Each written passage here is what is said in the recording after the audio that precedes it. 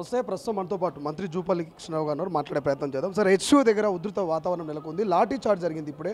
So ఎట్లా చూస్తారు? ఇది నిజంగా సర్కార్ భూమా లేకపోతే హెచ్యూ భూమి?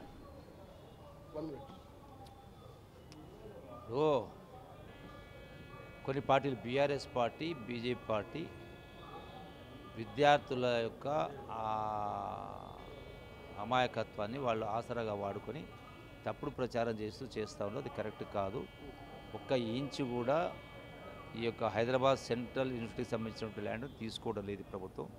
వాళ్ళకి ఆల్రెడీ ఈ 400 ఎకరాలకు ఆల్టర్నేట్గా ఆల్రెడీ 397 ఎకర్స్ ల్యాండ్ గోపన్పల్లి ఇవ్వడం జరిగింది. దానికి ఆల్రెడీ రిజిస్టర్ సంతకం. ఆ ల్యాండ్ వాళ్ళ దగ్గరే ఉంది, వాళ్ళే తీసుకున్నారు. మిగతా 1500 ఎకరాలు 16 ఎకరాలు అది సెంట్రల్ యూనివర్సిటీగా ఉంది.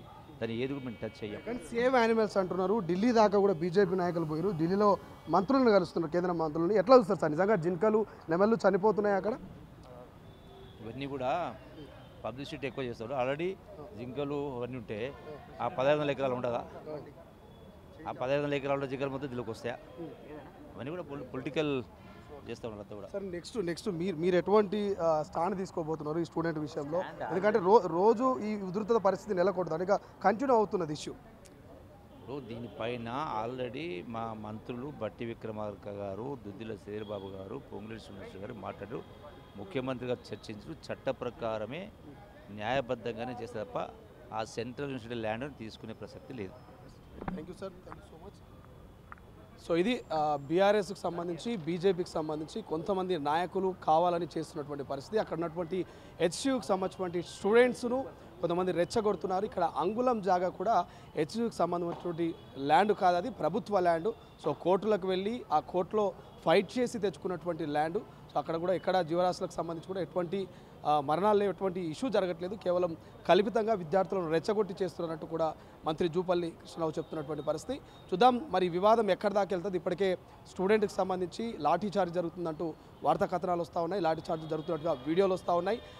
సేవ్ హెచ్సియు అంటూ చెప్పేసి అటు ట్విట్టర్లో కావచ్చు, ఇటు యూట్యూబ్లో కావచ్చు, ఇటు ఇక ఫేస్బుక్లో ఒక ట్రెండ్ను క్రియేట్ చేస్తున్నారు. ఇప్పటికే సినీ ప్రముఖులు సైతం సేవ్ హెచ్సియు అంటూ పోస్టులు పెడుతున్నారు. పర్యావరణాన్ని కాపాడాలంటూ, అక్కడ ఉన్నటువంటి యానిమల్స్ను కాపాడాలంటూ సినీ ప్రముఖులు ప్రకాష్ రాజ్ కావచ్చు, అదేవిధంగా రామ్ చరణ్, ఉపాసన లాంటి సినీ ప్రముఖులు కూడా మద్దతుగా హెచ్సియుకు నిలుస్తున్నటువంటి పరిస్థితి. బట్ ప్రభుత్వం ఎక్కడ తగ్గట్లేదు. ఇది ఖచ్చితంగా ప్రభుత్వ ల్యాండ్ 400 ఎకరాలకు హెచ్సియుకి సంబంధించి ఎటువంటి సంబంధం లేదంటూ క్లియర్గా మంత్రులు, ముఖ్యమంత్రి, డిప్యూటీ ముఖ్యమంత్రి బట్టి విక్రమార్క కూడా ఒక క్లారిటీ ఇచ్చేటువంటి ప్రయత్నం చేస్తున్నారు.